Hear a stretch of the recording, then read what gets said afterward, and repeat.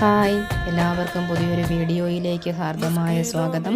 ശുദ്ധമായ കൂവപ്പൊടി എങ്ങനെ വീട്ടിൽ തയ്യാറാക്കാം എന്നതിനെ സംബന്ധിച്ചുള്ള ഒരു ലഘു വീഡിയോയാണ് ഇത്.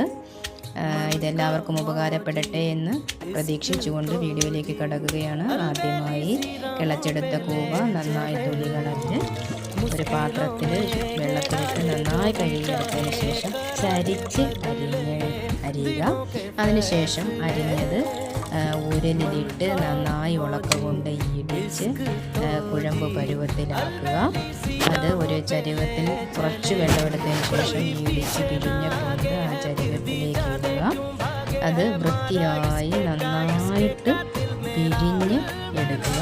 പിഴിഞ്ഞെടുത്ത കൊന്ത് ഒന്നുകൂടി മറ്റു പാത്രത്തിൽ വെച്ചിരിക്കുന്ന വെള്ളത്തിലേക്കിട്ട് അതിനകത്തുള്ള സകല നീറും പിഴിഞ്ഞെടുത്തതിന് ശേഷം നല്ല വൃത്തിയുള്ള ഒരു തോർത്തി എടുത്തതിന് ശേഷം അത് അരിച്ച് ഒഴിക്കേണ്ടതാണ്. അരിച്ച് മറ്റൊരു പാത്രത്തിലേക്ക് പകരുക. കുറച്ചു നേരം അത് അടിയാനായിട്ട് ഒരു അരമണിക്കൂർ സമയം മാറ്റി വെച്ചതിന് ശേഷം വെള്ളം തെളിഞ്ഞിരിക്കുന്ന വെള്ളം ഊറ്റിക്കളയുക. അപ്പോൾ അടിഭാഗത്ത് കൂവ പൊടി തയ്യാറായിട്ടുണ്ട്. അത് വെയിലത്ത് വെച്ച് നന്നായി ഉണക്കിയെടുത്താൽ ശുദ്ധമായ കൂവപ്പൊടി റെഡിയായി കിട്ടുന്നതാണ്.